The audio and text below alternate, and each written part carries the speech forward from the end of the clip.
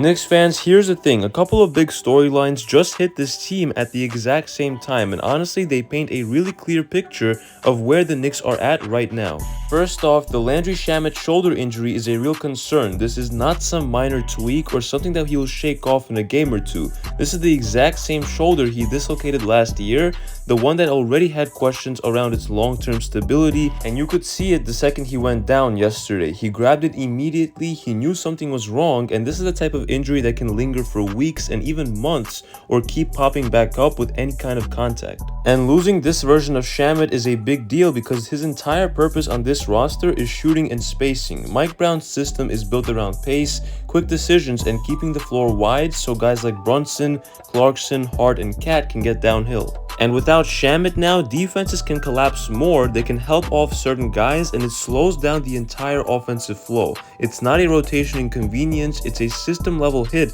that immediately impacts the way that this team naturally wants to play. And then right after that, we get this Anthony Davis rumor with Ian Begley saying that the Knicks would check in if AD becomes available. And look, Knicks fans already know how this goes. AD is an unbelievable talent. When he's healthy, he's a top tier big, one of the most complete defenders in the league, and on paper he fits this roster extremely well. But he is just as injury prone as Mitchell Robinson, if not more. He makes $54 million this season and he's locked in until 2028, the same timeline as Cat. And let's be honest here, the only realistic path to an AD trade is Cat going out in the deal. It would basically be a superstar swap, New York taking on the bigger health gamble with the higher defensive ceiling. But here's the actual important point. These two stories are not separate. The Shamet injury and the AD rumor happening back to back represent something much bigger. They show that the Knicks front office is looking at this roster and seeing holes that could matter later in the season, assuming that the rumor is true from Ian Begley,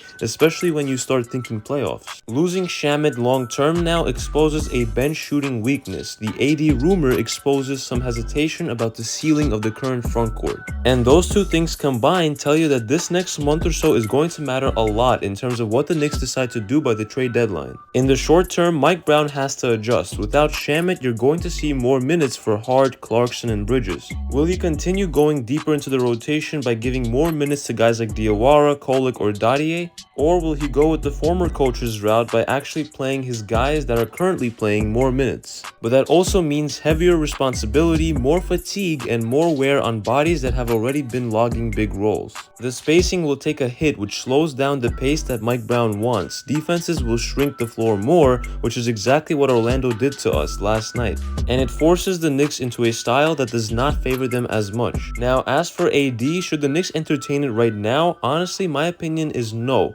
That would be a panic move, and the Knicks for the first time in a long time are not in a panic window. Now, their championship window seems to be right now and the next few years. And if they really believe that they cannot trade for Giannis in the summer of 2026, I think that's when AD comes into play. But again, all of this is in the case that things go southward in the next few months. But me personally, I think the Knicks will be fine in the long-term future. I think that this is just a learning curve stage for the team. We can't forget that it's still only 15 games into the season, so there's still time to improve.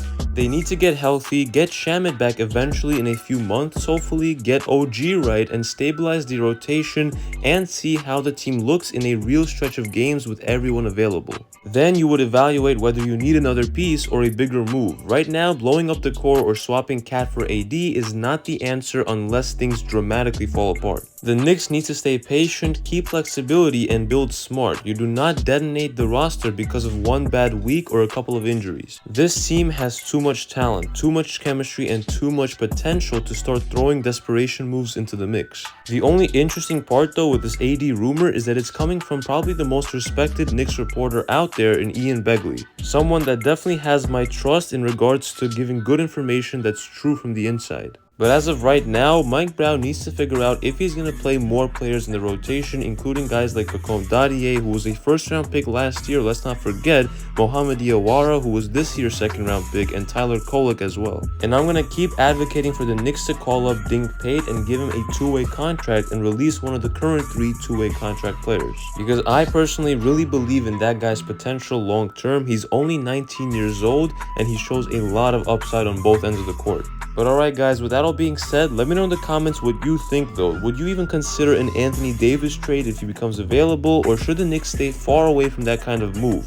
And as always, if you enjoyed this video, make sure to hit that like button and sub to the channel for more Knicks news and updates you will not want to miss all season long. It's been KNYT here, and I'll see you guys in the next one.